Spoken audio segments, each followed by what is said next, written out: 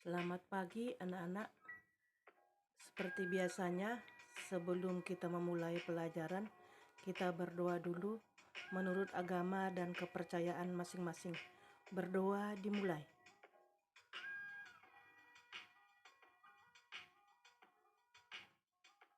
Berdoa selesai. Selamat pagi. Apa kabarnya hari ini? Hari ini kita akan membahas soal dari pernapasan. Ya. Siapkan hati dan pikiran masing-masing. Fokus ke soal-soal supaya nanti mendapatkan hasil yang memuaskan. Bisa mencapai KKM ya.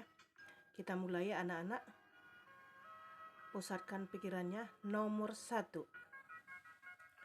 Fungsi selaput lendir hidung adalah untuk A. Menyesuaikan kelembapan udara. B. Menetralkan racun yang masuk. C. Membunuh kuman yang terbawa. Dan D adalah memilih gas-gas yang masuk. Anak-anak memilih salah satu jawaban yang dianggap benar. Kita ke nomor 2. Paru-paru dibungkus oleh 2 selaput yang dinamakan titik-titik. A. Pleura. B. Bronkus. Dan C adalah alveolus. D. Trakea. Nomor selanjutnya. Nomor 3. Udara dari luar akan masuk ke paru-paru bila A. Tulang rusuk terangkat. B. Tulang rusuk turun. C. Diafragma terangkat. D. Diafragma relaksasi. Lanjut, kita sekarang ada di nomor 4. Pernapasan bagi makhluk hidup memiliki tujuan pokok, yaitu A. Untuk mendapatkan oksigen. B. Mendapatkan energi. C. Membebaskan karbon dioksida. Dan D adalah menghasilkan zat-zat sisa. Nomor 5. Pada pernapasan perut, udara masuk ke paru-paru sebagai akibat kontraksi dari A. Otot perut. B. Otot rusuk. C. Otot diafragma. Dan D adalah otot antar tulang. Itu tadi soal nomor 5. Kita lanjutkan ke soal nomor 6. Pada manusia, difusi oksigen terjadi di A. Trakea. B. Alveolus. C. Pleura. D. Bronkiolus. Nomor 7. Gangguan pada paru-paru yang disebabkan oleh Mycobacterium tuberculosis disebut penyakit A.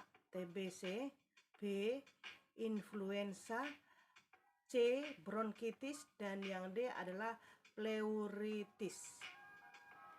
Nomor 8. Kapasitas vital paru-paru adalah A.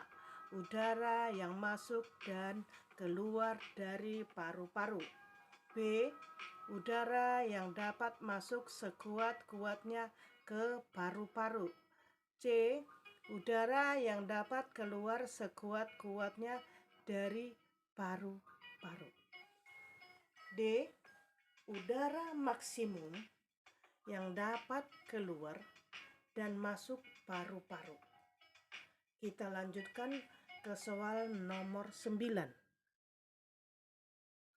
Keluarnya udara pernapasan dari paru-paru adalah karena rongga dada.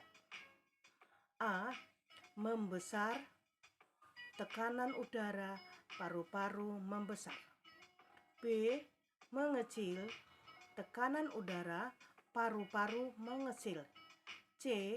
Mengecil, tekanan udara paru-paru membesar. D.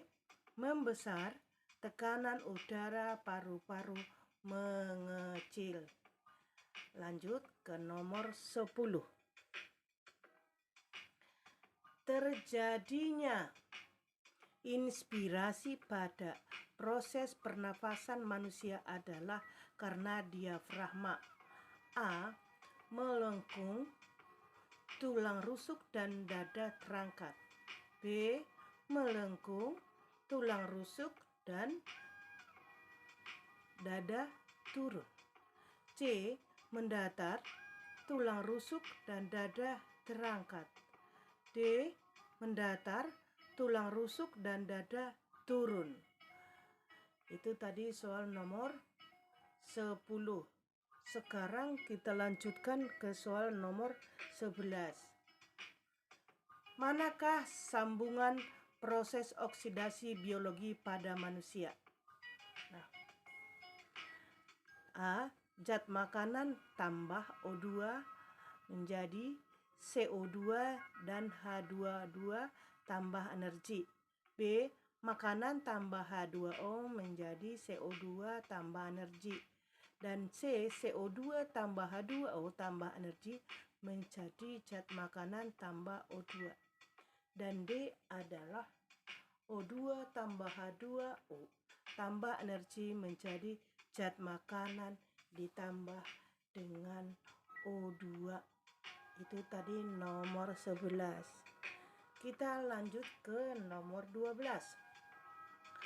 Pada bagian manakah letak pita suara pada manusia?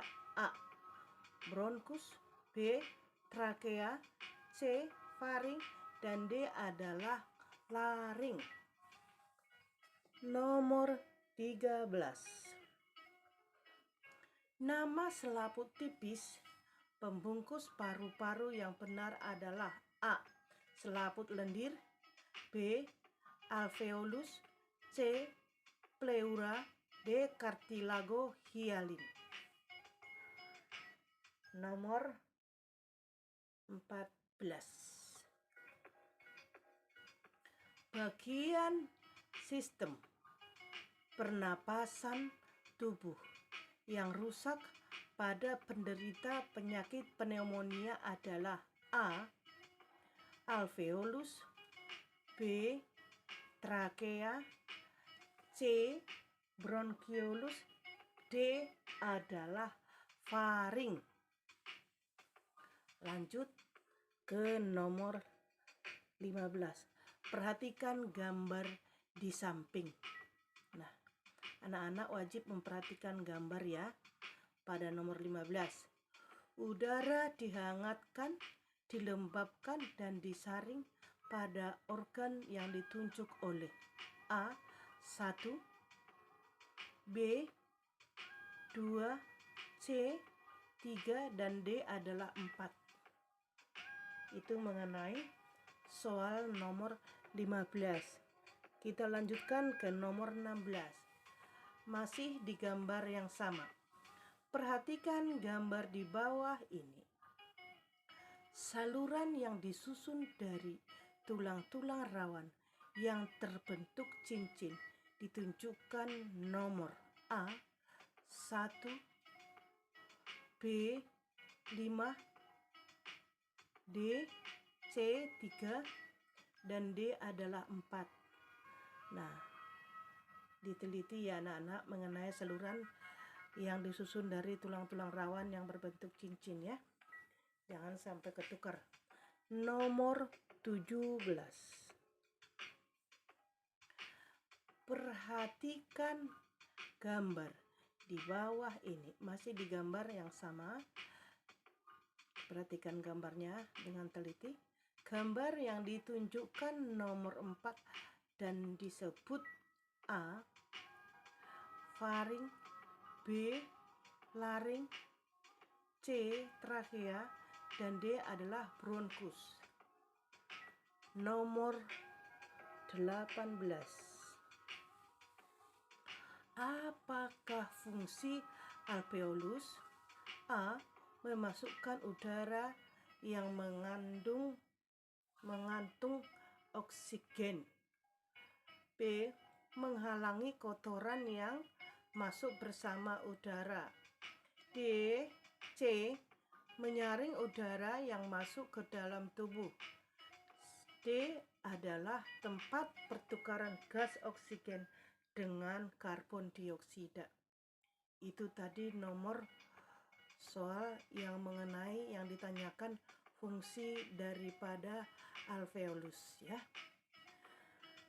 Nomor 19. Apa saja organ yang termasuk dalam sistem pernapasan manusia? A. laring, kerongkongan, dan paru-paru. B.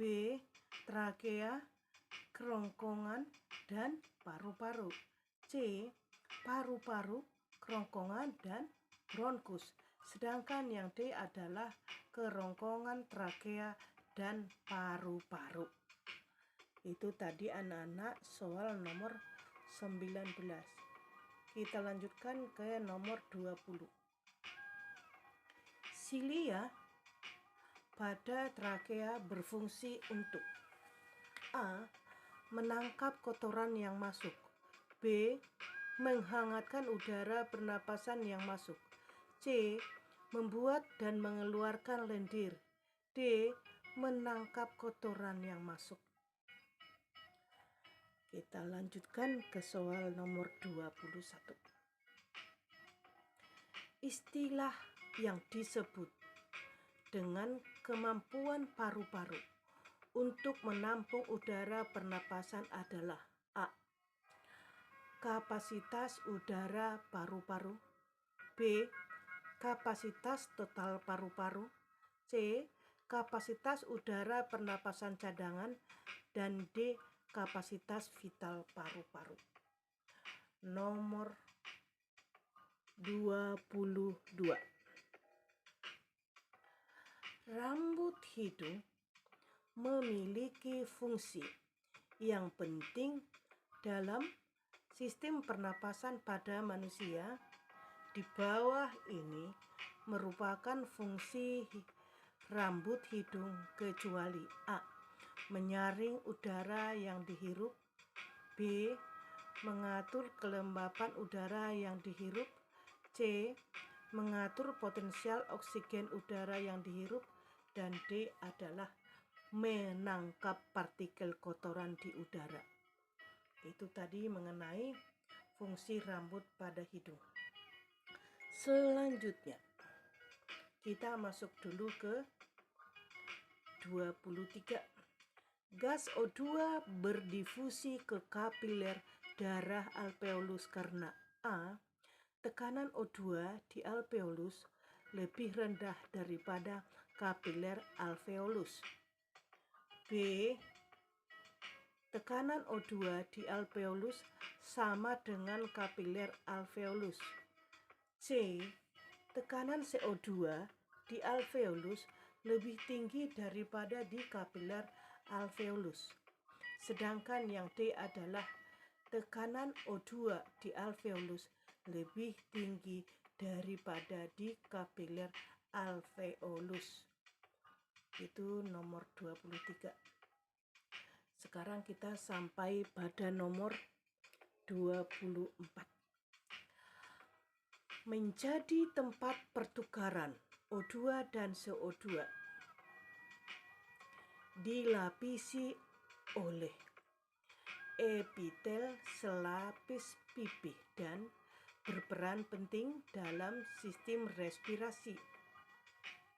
Berdasarkan keterangan di atas, tempat yang dimaksud adalah A. trachea, B. bronkus, C. bronkeolus, dan D adalah alveolus. Kita lanjutkan nomor 25. Proses pertukaran gas pada alveolus melalui A. Imbibisi, B. Transport aktif, C. Osmosis, dan D. Difusi. Kita lanjutkan ke nomor 26. Urutan alat pernapasan pada manusia yang benar adalah A. Faring, tenggorokan, bronkiolus, bronkus, dan alveolus. Yang B adalah faring, tenggorokan, bronkus, bronkiolus, dan alveolus. Sedangkan pada C, faring, laring, tenggorokan, bronkus, dan bronkiolus. D adalah tenggorokan, faring, bronkus, bronkiolus, dan alveolus. Itu tadi anak-anak soal mengenai urutan alat pernapasan pada manusia yang benar, ya. Nomor 27. Manusia memiliki kemampuan berbicara karena memiliki selaput suara yang dapat bergetar. Selaput suara tersebut terdapat di A. faring, B. laring, C. glotis, dan D adalah epiglotis. Nomor 28. Tempat terjadinya difusi gas antara CO2 dan O2 adalah A. bronkus, B. bronkiolus, C. trachea, dan D adalah alveolus. Itu tadi nomor 28. Kita masuk ke nomor 29. Nama lain dari cabang tenggorokan adalah A. laring, B. trachea, C. bronkus, D. bronkiolus. Itu tadi nomor 29. Kita lanjutkan ke nomor 30. Apakah nama zat yang mampu mengikat oksigen? Nama zat: A. protombin, B. leukosit, C. hemoglobin, dan D adalah trombosit. Itu tadi nama zat yang mampu mengikat oksigen, ya. Anak-anak pilih salah satu di antara 4. Nah, anak-anak, hari ini soal kita sudah selesai. Mudah-mudahan soal ini dipahami anak-anak dan bermanfaat, ya. Mohon anak-anak kalau ada yang salah, mohon maaf sebelumnya. Sekian dan terima kasih. Tadi anak-anak kita dalam memulai pelajaran ini, kita mulai dengan doa. Selanjutnya dalam mengakhiri pelajaran ini juga kita akhiri dengan doa. Mari kita berdoa menurut agama dan kepercayaan masing-masing. Berdoa dimulai.